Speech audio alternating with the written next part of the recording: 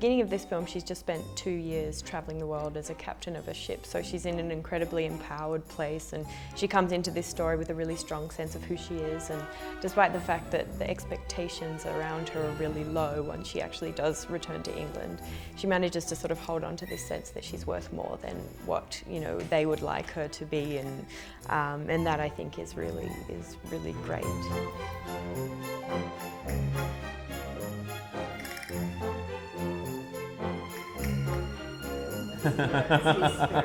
Yes, he's behind you.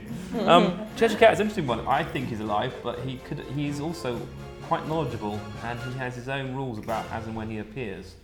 So it feels to me like he occupies a special place in Underland, sort of between the people like Absalom, who really is this almost demigod who just knows things and just travels through time at will. And Cheshire is in that border zone between one of your friends and someone who's actually in charge of the world. So yeah, interesting. I don't know. Yeah, I think he's real, but the question is, what is real in this land? Because Lewis Carroll's whole point was, you know, in the last one she wakes up and he had that thing that, you know, what is reality? And Alice often questions whether she's real in both the books, and gets quite upset when she's continually told that she's not real. And it's a very big philosophical question. It's of course a mathematician, so you love that sort of thing.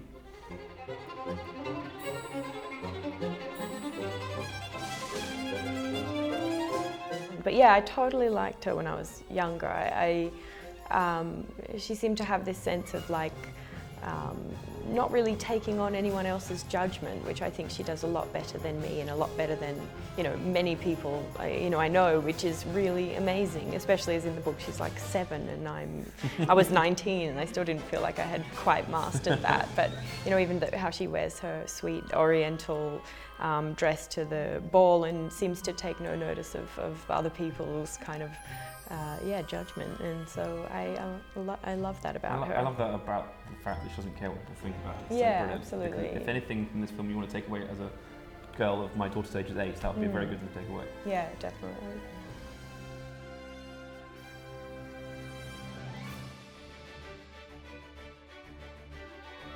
Amazing. Great. You didn't have that many scenes with it. I guess you did on the rooftop and stuff. You did. Yeah. I mean, in the vegetable room or something. She's that very nice Slurvish line in there. Yeah.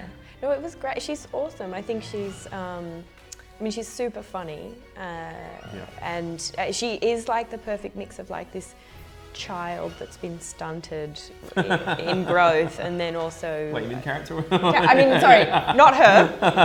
The character, sorry, obviously, not Helena. Helena's a very mature woman. But yeah, she plays like a very weird mix of like a baby and also like a ruler. Yeah, it's a good combination. It feels inspired by history to me. Yeah.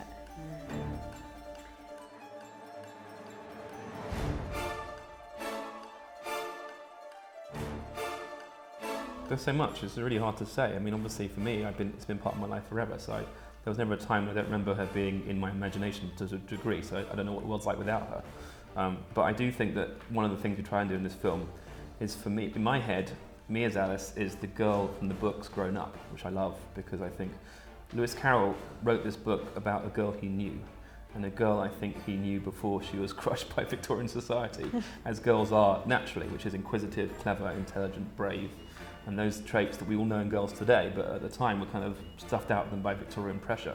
And so I think what's interesting about this, he didn't even think about that, and it was just an amazing thing that came about because of his honesty about how he saw the relationship between girls and boys and the fact they were obviously equal. But at the time, people didn't think so. So it's a thing whereby she has 150 years, you know, a bit old last year, and still as relevant as she was in those days because she feels like a modern character to me. Yeah, I mean, I love the fact that the books kind of lend themselves to like so many interpretations, and everybody sort of reads them and sees something different, and you can read them at any time of your life and appreciate them for a very different reason to why you appreciated them before. I think it's sort of like it's like the gift that keeps giving because it just it sparks people's imagination, and everybody sees something different.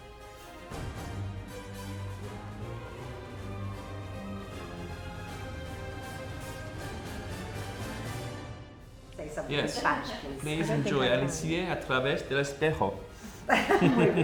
Gracias. I had like one line from a film that was in Spanish like years and years and years ago, and I've always remembered it, but every time I say it to somebody, they're like, what was that? So, I mean, I could say that. Give it a go. But, okay. Give it a go, come on. Okay.